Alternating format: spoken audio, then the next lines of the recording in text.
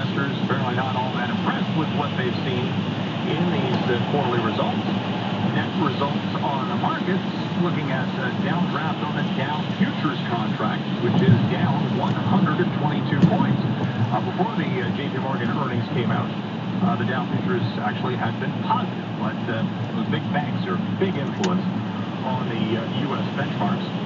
The NASDAQ yesterday hit a record high. It was up 271 points. All 7 of the Magnificent 7 stocks, Meta, Tesla, Apple, Amazon, they were all up in the trading day. Nvidia, too.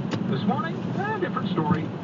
Shares of Intel and Advanced Micro are down 2% each on a report that China is telling its telecom companies to stop using foreign-made computer chips. Use domestic makers, and that could be a dent for Intel and AMD sales.